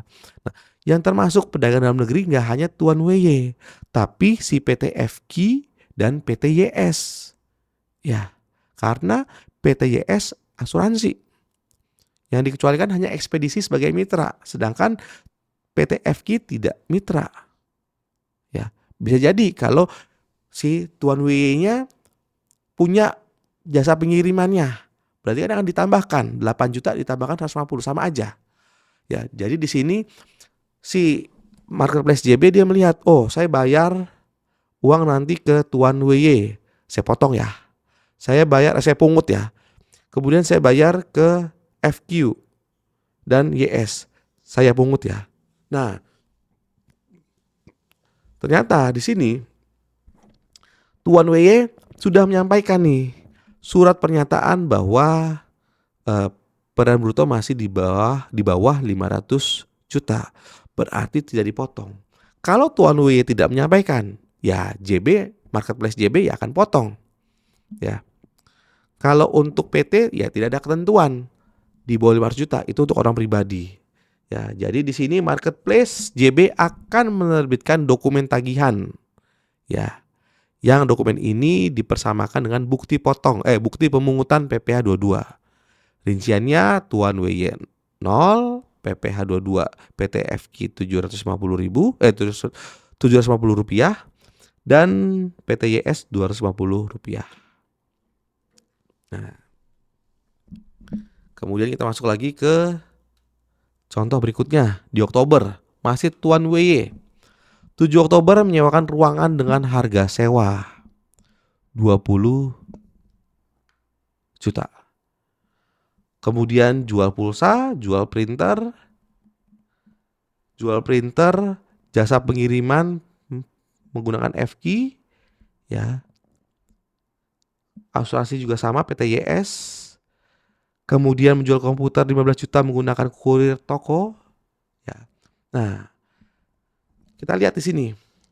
Marketplace JB melakukan pemungutan PPh 22 kepada Tuan WY atas penghasilan dari sewa ruangan dengan tarif 0,5 merupakan bagian dari pelunasan PPh final atas persewaan tanah dan bangunan. Nah, di sini disebutkannya Marketplace JB memotong nih, memungut. Kemudian kekurangan PPh final 4 ayat 2 ya untuk PT WY akan dilakukan oleh Tuan WY sendiri sisanya. Kemudian Tuan WY wajib melaporkan kekurangan PPh di store dengan menggunakan SPT unifikasi. Ini untuk poin nomor 1 ya, ruang sewa. Kemudian masuk ke dalam poin yang kedua, penjualan pulsa tidak dikenakan pajak, tidak dipungut pajak oleh si Marketplace JB karena pulsa. Kemudian poin yang ketiga, penjualan printer, ya kena semuanya. Kemudian poin keempat, penjualan komputer juga. Ya, karena biaya kirimnya masuk ke dalam rekening Tuan WY juga, maka ditambahkan. Ya. Jadi ini kasus Tuan WY di bulan Oktober. Kemudian kita masuk bulan September. Ya. Ada Tuan NLG. 2 September Nyonya NLG melakukan penjualan 2 buah tas di marketplace pembeli lokasi Surabaya. Dikirim langsung pemasok. Pengiriman tas dilakukan melalui mitra perusahaan aplikasi. Ya, biaya pengiriman tersebut 50.000, pembeli memilih menggunakan jasa asuransi PT YS. Nah, di sini dilihat 2 buah tas, satunya 300.000 jadi 600, dipungut 0,5. Kemudian Tuan XY. Oke, pengiriman tas dilakukan melalui mitra perusahaan. Di sini tidak dipotong ya. Ya, tidak dipotong karena 50.000-nya ini dilakukan melalui mitra perusahaan aplikasi.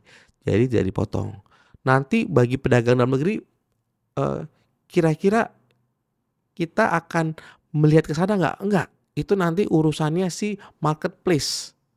Ya, marketplace aja tuh yang akan bingung nantinya. Ya.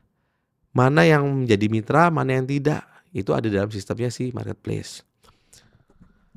Kemudian biaya pengiriman biaya asuransi masih menggunakan PT YS 10.000. Itu juga dipotong. Ya, jadi sama ya. Ini bisa dilihat di dalam slide-nya.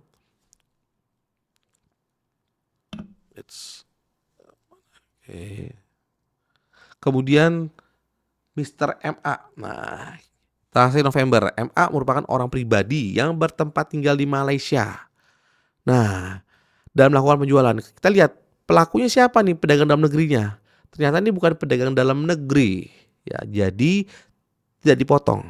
Marketplace JB tidak melakukan pemungutan kepada MA karena WP luar negeri. Ya. Ia menyerahkan surat keterangan domisili, namun Marketplace JB tetap menerbitkan dokumen tagihan. Ya. Kemudian masuk ke PT Han. Pada 2 September PT Han melakukan penjualan 5 buah kemeja 1,5 juta. Pengiriman juga sama.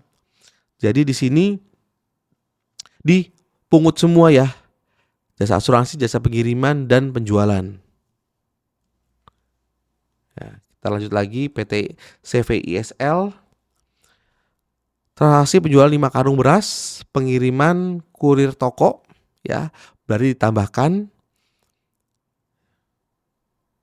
Jadi dari harga karung beras ditambahkan dengan kurirnya, jasa pengiriman. Ya.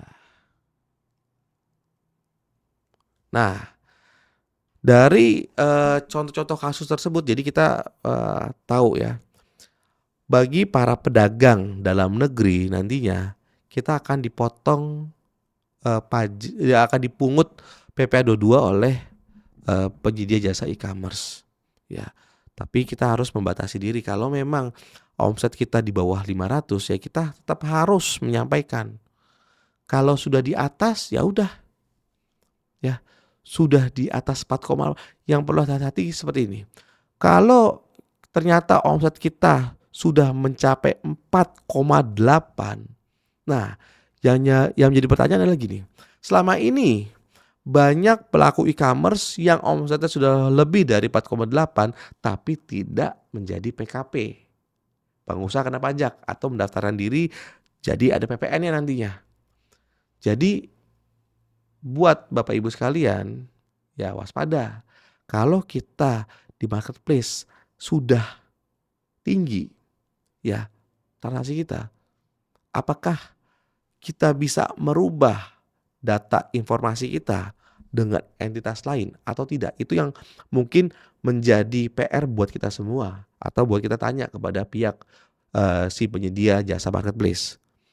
Karena kalau kita ya sudah, kita punya toko, ya udah kita biarkan kita jual, fokus jualan.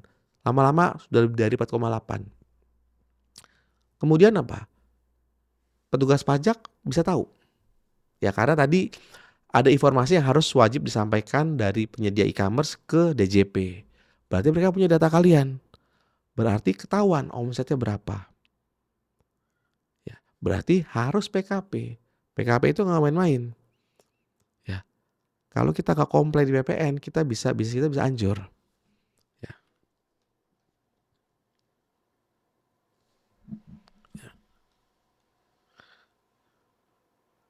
ya. Nah, jadi kalau kita lihat kesimpulan di sini, buat orang pribadi dengan omset di bawah 500 juta, ya itu tidak dipungut. Tapi 500 juta sampai 4,8 miliar itu akan dikenakan tarif pungutan 0,5%. Ya, jika memenuhi PP 55 ya final. Ya, jika tidak ya akan menjadi kredit pajak dalam SPT tahunan. Ya, jadi kita mesti tahu dulu nih, kita masuk kriteria PP 55 atau tidak. Masuk kriteria sebagai eh, sebagai pelaku UMKM atau bukan, atau peredaran bruto tertentu atau bukan. Kalau di atas 4,8 ya tetap akan dipotong 0,5%, tidak final. Ya, cuman di sini saya tidak menambahkan. Di sini harusnya ada efek lagi ke dalam PKP. Ya, untuk perusahaan ya simpel ya. Kalau belum sampai 4,8 masih menggunakan 0,5%. Ya. Tapi kalau sudah lebih dari 4,8 ya 0,5% ini akan dianggap sebagai kredit pajak. Ya, jadi ya ini kesimpulan dari si PMK 37 ini. Ya mungkin saya akan buka sesi untuk tanya jawab ya. Oke, terima kasih banyak Pak Gabriel atas pemaparan materinya yang sangat insightful dan membuka wawasan kita semua hingga membuat kita memahami nih terkait PMK terbaru ini. Mungkin untuk sesi selanjutnya kita lanjut ke sesi Q&A. Sesi ini akan dilakukan secara interaktif, jadi kita menggunakan fitur raise hand. Jadi kami akan memilih tiga peserta pertama yang raise hand untuk bertanya langsung kepada pembicara. Kepada peserta yang memang memiliki pertanyaan bisa melakukan raise hand. Baik, pertanyaan pertama datang dari Bapak Dimas Satria. Kepada Bapak Dimas dipersilahkan, Pak. Oke, selamat malam Pak Gabriel. Selamat malam Pak. Ya, mohon maaf saya izin off cam ya Pak. Ya Agak monggo Pak, nggak apa-apa Pak. mohon maaf. Pak, ada beberapa yang saya tanyakan. Yang pertama, sebenarnya konsep sama implikasi PPh final sama PPh 22 itu bagaimana toh sebenarnya Pak? Agak membingungkan juga ketika itu udah final sama yang kredit tadi. Ya, Terus yang kedua, untuk perlakuannya apakah itu orang pribadi atau badan ya Pak? Terus yang oke. ketiga, berarti udah nggak bisa pecah-pecah lagi kayak gitu ya Pak? Ketika ada di marketplace. Ya, Biasanya kan konsultan bisa itu kan, apa, tax planning yang pecah-pecah kayak gitu. Gitu ya, sih Pak, terima kasih. ya, ya. Oke, terima kasih Pak Dimas ya. Jadi eh, konsep PPh 22 ini memang sebelum aturan tadi saya sudah jelaskan ya. Sebelum aturan ini terbit, saya berspekulasi bahwa aturan ini harusnya menjadi kredit pajak. Karena kalau dijadikan ke PPh final UMKM itu seolah-olah kayak nabrak. Karena yang benar sesuai dengan kaidah, sesuai dengan rumahnya, PPh pasal 22 itu menjadi kredit pajak. Nah, kalau akhirnya di dalam PMK 37 ini berubah, ada tambahan. Tadi saya bilang, PPh ini seperti hidup di dalam eh, dua alam nih, bisa di air, bisa di darat, bisa final, bisa tidak final. Tinggal disesuaikan. Jadi yang kita ambil sekarang eh, faktor alamin dulunya aja Pak. Faktor alam atau eh, habitat aslinya di PPh pasal 22 lebih ke kredit pajak Pak sebenarnya. Jadi PPh ini siapapun akan dipotong 0,5%. Ya, nantinya karena pajaknya kecil 0,5%, ini akan menjadi kredit pajak bagi si wajib pajak sendiri, baik badan ataupun orang pribadi. Nah, itu dulu Pak yang kita harus pahamin di basicnya dulu. Jadi ini akan sebagai kredit pajak. Nah, baru kita bicara ke kalau jadi ada special case. Kalau ternyata wajib pajaknya masih menggunakan PPh final UMKM ataupun PPh final peredaran bruto tertentu. Nah, itu bagaimana? Nah, PPh ini akan berubah wujud Pak, kayak bunglon nih Pak. Berubah wujud menjadi PPh final. Dianggap sebagai pembayaran bagian dari PPh final. Jadi konsepnya seperti itu Pak. Kalau yang awal sebagai kredit pajak itu yang benarnya. Konsep kedua ada special case, dia berubah menyesuaikan kepada si wajib pajaknya. Oh ternyata wajib pajaknya pakai PPh final, yaudah. Bukti pemungutan PPh 22 ini berubah menjadi PPh final. Kira-kira gitu Pak, itu yang pertama. Kemudian tadi berlaku untuk pribadi ataupun badan. Untuk keduanya Pak. Ya, jadi karena goalnya pemerintah ini kan untuk eh, ngambil basis data yang banyak Pak. Karena banyak dari pelaku e-commerce sendiri yang mungkin tidak comply dengan pajak, tidak lapor dengan pajak. Itu banyak sekali Pak. Jadi pemerintah mau mengambil basis tersebut dulu Pak. Yang penting udah masuk dulu deh. Udah masuk dulu ke dalam sistem pajak. Jadi goalnya adalah ya pribadi maupun badan. Jadi PMK 37 ini hadir untuk pemungutan bagi pedagang dalam negeri di marketplace untuk orang pribadi dan perusahaan. Pertanyaan yang ketiga, ini sudah tidak bisa dipecah-pecah ya. Nah, ya tadi sudah saya sampaikan Pak. Ini kalau dulu mungkin masih bisa, sekarang dengan adanya permintaan data informasi wajib tadi, sepertinya agak sulit sekarang. Sepertinya agak sulit. Ya tinggal kita lihat dari eh, penyedia jasa e-commerce bisa mengakomodir hal itu atau tidak. Karena begini, kalau dibilang secara konsep harusnya bisa diperbolehkan. Ini yang saya bilang tadi bahwa dari offline kita punya ruko, kita di situ ada 2 entitas, 3 entitas, boleh-boleh aja, sah-sah saja. Nah, kalau saya punya toko online, bukan toko offline, harusnya boleh.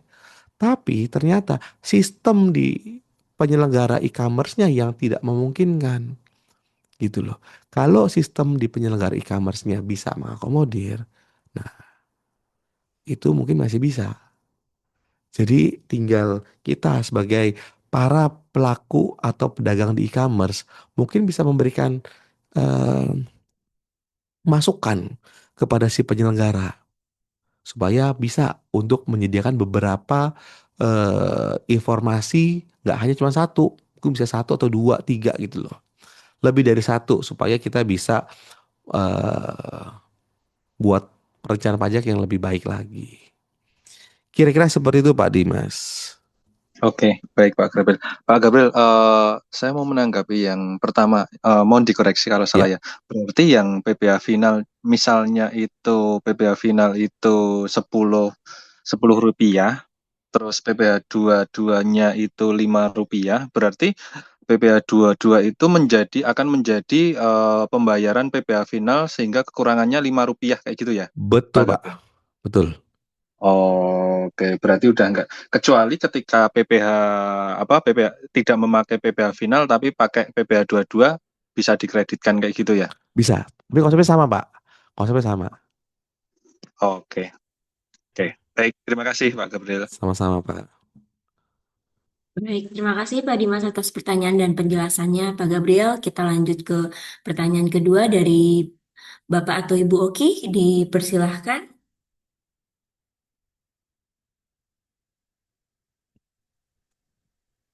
Halo Kak, mau nanya, misalnya kalau kita jualan di marketplace nih, ya kan, tiba-tiba di tengah tahun itu misalnya omset saya itu lebih dari 4,8 M, Oke. ya kan? Otomatis kan harusnya kalau secara aturan kan harus diajukan PKP ya. Ya. Nah, untuk PPH tersebut itu yang lama itu dia bisa dianggap sebagai PPH tidak final begitu. Gimana? Sorry. PPh yang lama dianggap tidak final.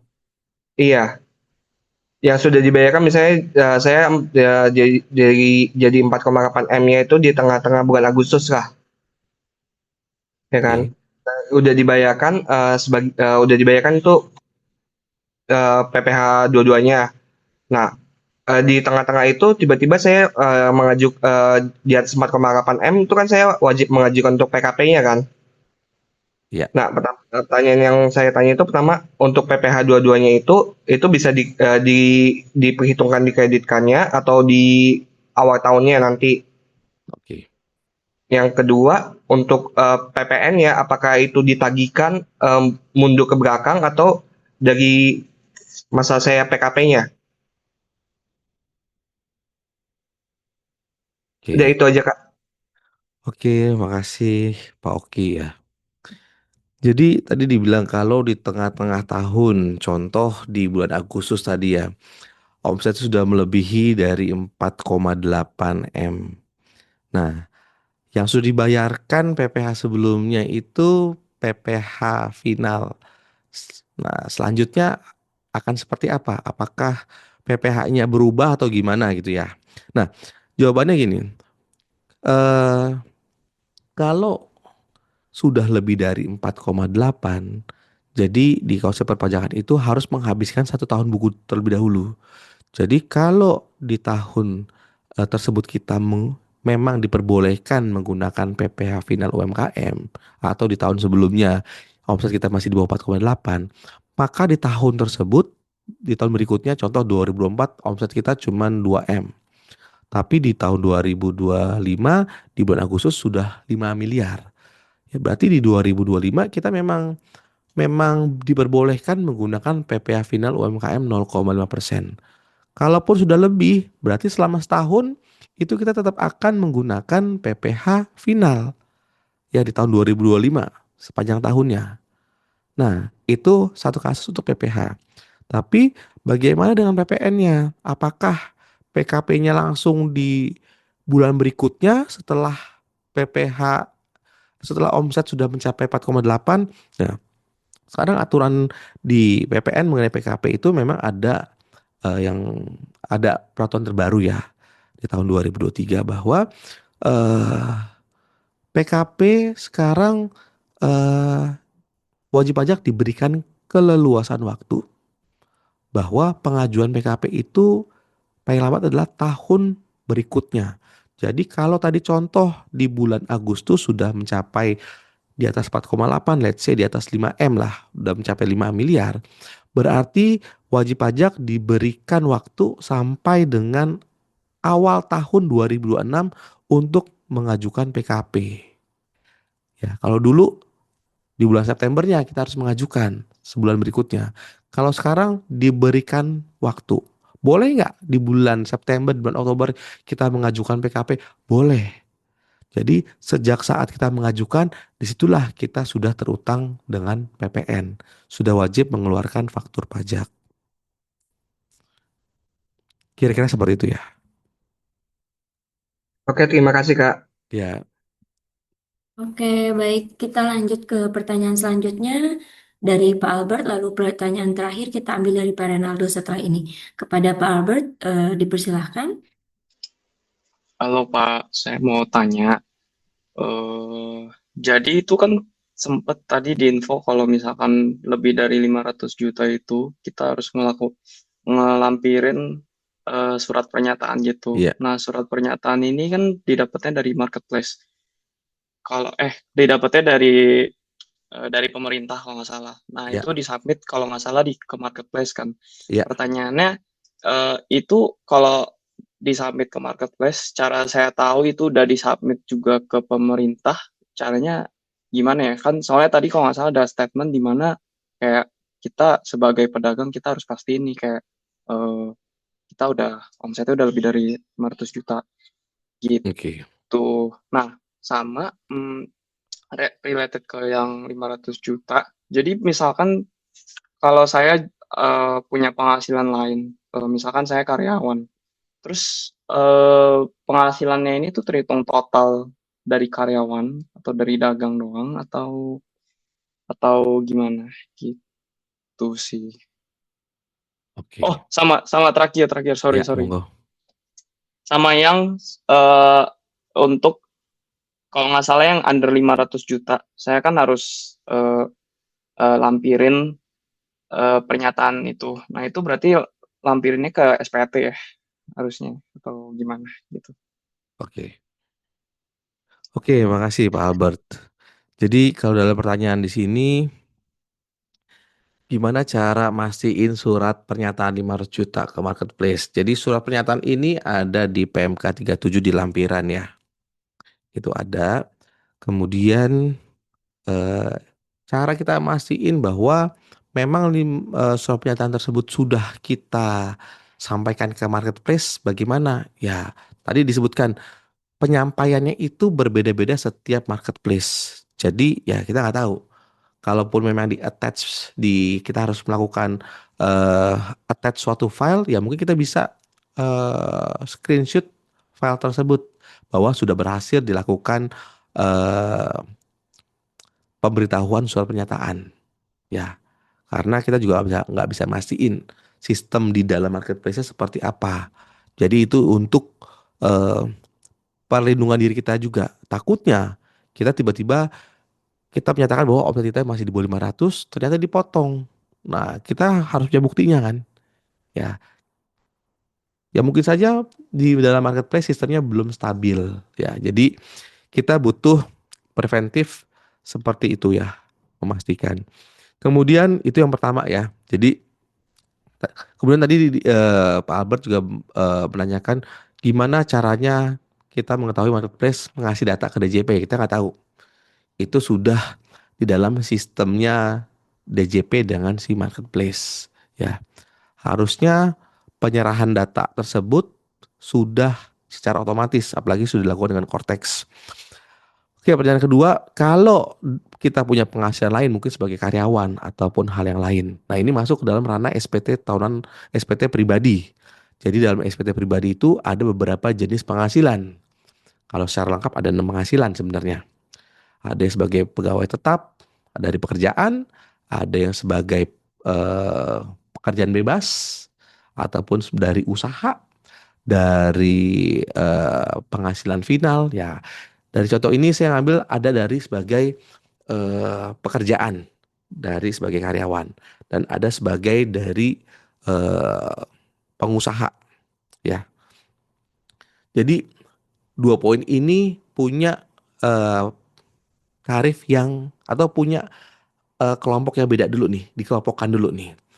Kalau kita punya penghasilan dari karyawan berarti bukti potongnya dari bukti potong A1 ya dari perusahaan sudah dipotong. Ya, karena kalau dalam mengisi SPT pribadi ini kita harus bisa mengelompokkan jenis-jenis penghasilan. Baru nanti jenis penghasilan tersebut kita akan akumulasi semuanya, kita tambahkan. Ya. Jadi caranya ya untuk karyawan dia bukti potongnya dari perusahaan BPA1, kemudian dari pengusaha kita sebutnya pengusaha ya, jual di marketplace berarti menggunakan ketentuan PMK 37 ini. Kalau omsetnya masih di bawah 500 juta berarti tidak dipotong pajak. Tapi perlu kita masukin nggak? Masukin nanti penghasilan yang dikenakan penghasilan peredaran bruto tertentu masuk ke situ. Ya, ada masuk kelompok PPh final. Penghasilan dikenakan pajak final. Kalau ternyata penghasilan kita di atas 500 juta, let's say di angka 1 miliar, berarti sisanya 500 jutanya atau penghasilan kita 1,2 miliar. Berarti 700 jutanya sisanya itu yang akan dikenakan pajak. Tetap masuk ke dalam kelompok atau klasifikasi penghasilan yang dikenakan PPh final. Masuk ke situ.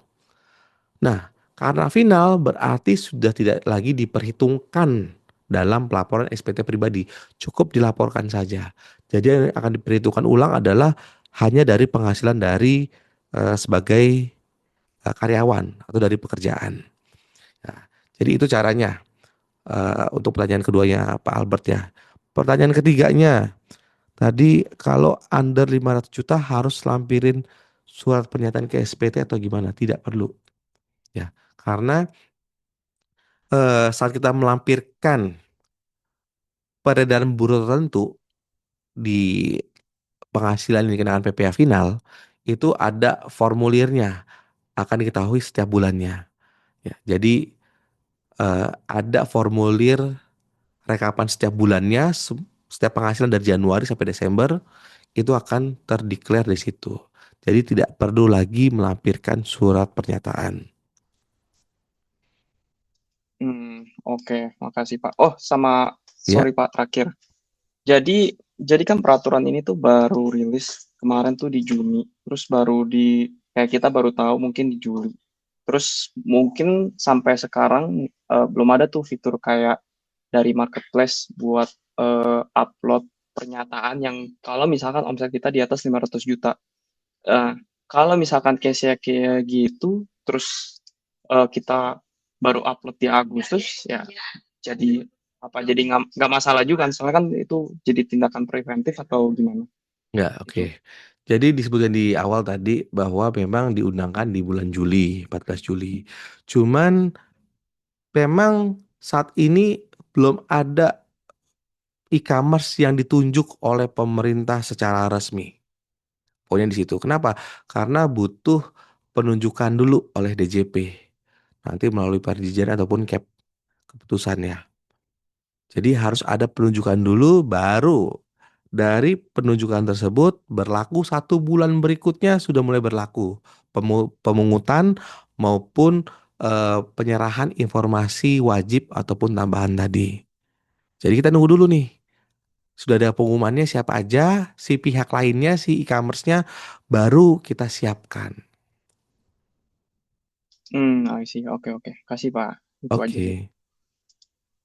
Oke. Baik. Pertanyaan terakhir datang dari Bapak Renaldo. Kepada Bapak Renaldo, persilahkan Pak. Ya, halo, selamat malam Pak. Oke, malam. Ya, di sini saya mau nanya, apabila omset sudah 4,8, tapi saya tetap melakukan pecah omset karena memang barangnya itu posisinya berbeda. Satu barang badan, maksudnya barang dari CV, satu barang dari pribadi, seperti itu. Nah, apakah hal itu masih boleh dilakukan, masih dianggap legal? Karena memang barang itu memang barang dari badan, walaupun memang kita jualnya dalam satu dalam satu marketplace seperti itu kan memang nggak bisa dipecah-pecah, kecuali memang kita jualnya offline bisa dipecah-pecah kan. Seperti itu sih Pak pertanyaan saya. Itu yang pertanyaan pertama. Untuk yang kedua, omset 500 juta itu dihitungnya itu dari awal tahun ini atau dihitung dari ketika marketplace sudah mengambil memotong 0,5 itu, dihitung 500 juta. Itu sih Pak. Ya, oke, baik Pak Ya. Renaldo. Sebenarnya dua pertanyaan ini sudah saya bahas tadi Pak ya, tapi nggak apa-apa.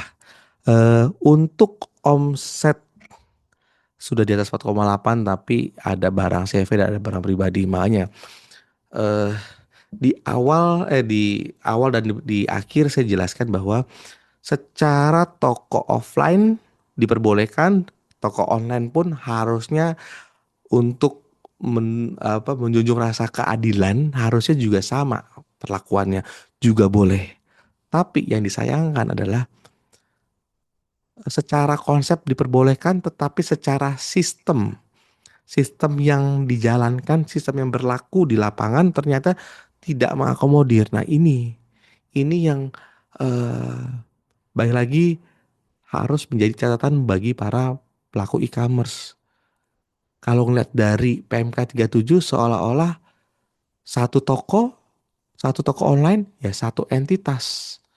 Baik lagi, kecuali kita bisa memberikan aspirasi kepada si penyelenggara e-commerce, memberi masukan, dibuat beberapa identitas. Jadi setiap e-commerce mau melakukan pemotongan atau pembuatan dokumen tagihan tadi yang sebagai bukti pemungutan, itu bisa ada pilihannya.